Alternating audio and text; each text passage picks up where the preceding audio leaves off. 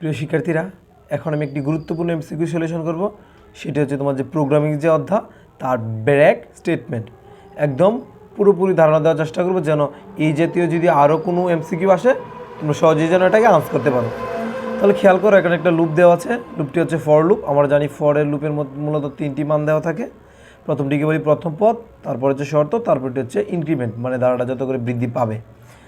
তাহলে প্রথম পদ তারা দিয়েছে 2 এবং বলেছে যে এই সি এর মানটা সর্বোচ্চ 10 পর্যন্ত যেতে পারবে আর প্রত্যেকটা পদের ব্যবধান হবে 2 করে, মানে 2 করে তারা বৃদ্ধি পাবে বলে দিয়েছে যে পদগুলো। আর প্রিন্ট করবে মূলত আইসিটি যে লেখাটি আছে সেই লেখাটি।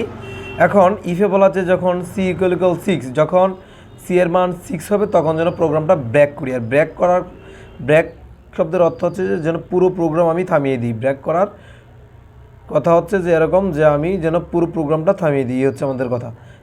তাহলে প্রথমে আমরা সি এর মান মানে ইনিশিয়াল ভ্যালু প্রথম পদ হিসেবে প্রথমে 2কে ছাপাবো, তারপরে আবার 2 করে বৃদ্ধি করবো, তারপরে হবে 4, তারপরে 6, তারপর হবে 8, এইভাবে ক্রমান্বয়ে একদম 10 পর্যন্ত ছাপাবো। কারণ তারা বলেছে যে C less than or equal 10, মানে 10 পর্যন্ত যেতে পারবে সি এর মানটা। তাহলে আমরা এইগুলো ছাপালাম।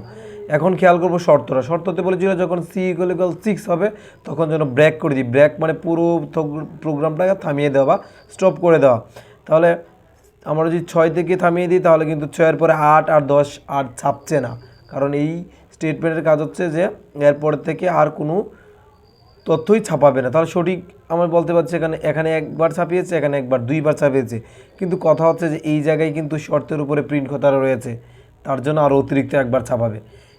আমরা যদি স্বাভাবিকভাবে ভাবি তাহলে দেখতে পাচ্ছি যে 2বার এখনো ছাপানো হয়েছে, তাহলে কিন্তু উত্তর হয় আমাদের এই খ দাগ, কিন্তু আসলে উত্তর খ দাগ হবে না, কারণ ইফের উপরে প্রিন্ট কথাটা রয়েছে যার জন্য অতিরিক্ত আমাদের একবার এখানে ছাপাতে হবে। তাহলে এখানে আমাদের হয় 2বার, আরও একবার যদি অতিরিক্ত হয় তাহলে কিন্তু 3বার ছাপাচ্ছে।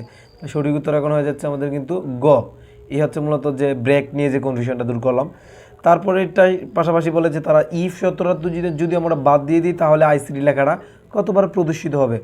যদি এরকম শর্ত না থাকে তাহলে তো একদম প্রথম পদে তারা বলেছিল যে 2 থেকে একদম 10 পর্যন্তই ছাপাবে আর তাদের প্রত্যেকটা পদের বৃদ্ধি হবে 2 করে। তাহলে প্রথম যে লিখেছিলাম তাই হবে, মানে প্রথমে 2, তারপরে 4, 6, 8, 10, তাহলে 1, 2, 3, 4, 5, তাহলে কিন্তু 5বার ছাপাচ্ছে। তাহলে সঠিক উত্তর হয়ে যাচ্ছে এখন কিন্তু ঘ।